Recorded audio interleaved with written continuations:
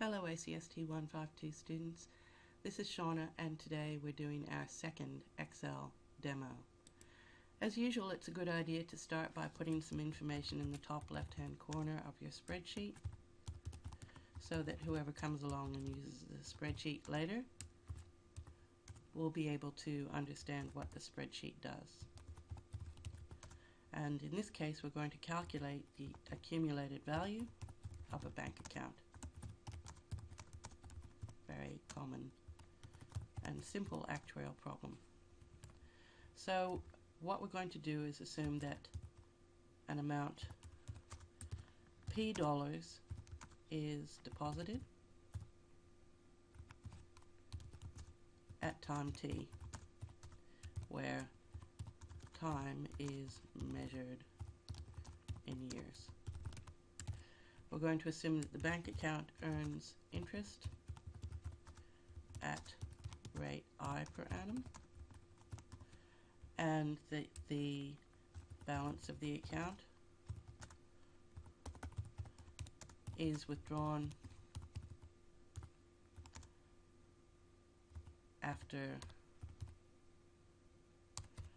at time n years.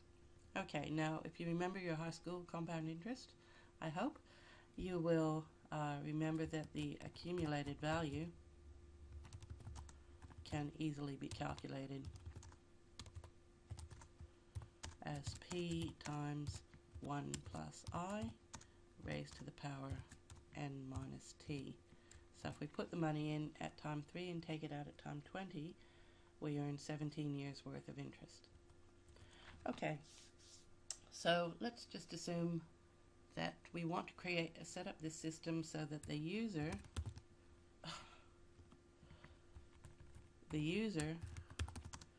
can input the values of P, I, N, and T, and the spreadsheet will automatically calculate the output, the accumulated value. So let's just start with amount P, rate I, time T, and time N. So we'll say we put in $1,000. The interest rate is 5%. We put the money in at time 3 and withdraw the money at time 20. Then our accumulation is plus B13 times 1 plus C13 raised to the power E13 minus D13.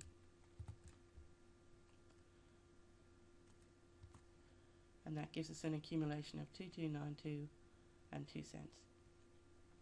Now, of course, often people put more than one deposit into an account, so let's put in a few other deposits at different times. We'll say he puts in $300. The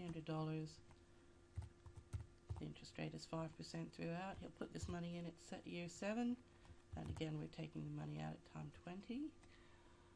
I can just copy down this formula instead of bothering to retype it. If I copy it down, Excel is smart enough to know that when I copy it down one row, I need to adjust all the row addresses. So in the initial formula, everything referred to data that was in row 13, B13, C13, E13, D13. When we copy it down, when we copy the formula down, which can be done just by hovering your cursor over the bottom right hand corner, pushing down the left hand button on your mouse and dragging it down. And if we look at the new formula, the formula now refers to all the data in row 14, B14, C14, E14, and D14. We'll put in a few other deposits as well. Let's say we put in $1,200 at 5% at time 12, taking the money out at time 20, and $3,000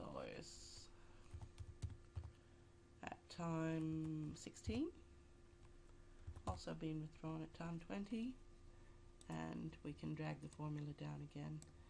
And if we want to know the total amount of all those deposits, we can use the sum function, which we learned last demo, to find out the total of all 4 accumulations. So I'll have $8,277.18 at the end.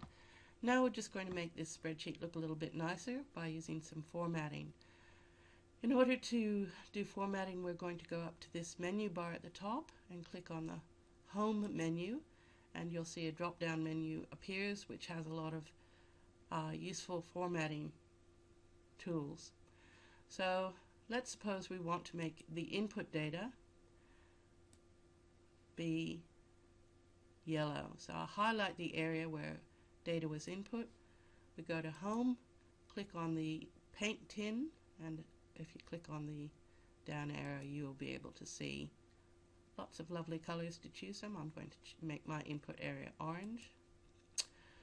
I also want to make the answer come out to be blue. So once again, I'm going to highlight this area and then go up to the paint box, and this time I'm going to make it nice blue color. I can put this information into a box, so let's make a table here. I highlight the area I want to make into a table and go to Home and click on this little box here. Say I want all the borders to be marked with thick lines. So now we have a nicer looking box. We might want to make the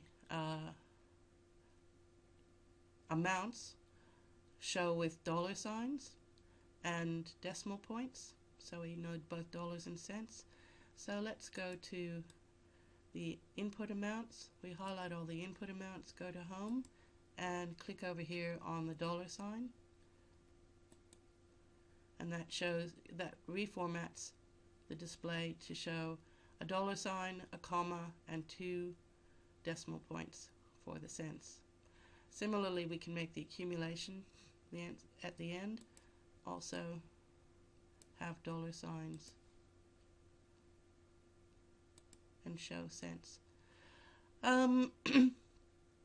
We might want to make the interest rate show as a percentage instead of a decimal, so we can highlight that area and go up here and click on Home and say we would like that to show as a percent. And if we want to show a couple of decimal points, we just go over here to this other formatting icon which says I want to show more decimal points. If I click on that once, it shows 1 extra decimal. If I click twice, it shows 2 extra decimals. Okay, and perhaps we want all the, as you can see, Excel normally makes words be centered on the left and numbers be centered on the right. So let's just change that so everything is centered to be in the middle. So okay, that just makes our output look a little bit nicer. I think that's all we need to do for this lesson.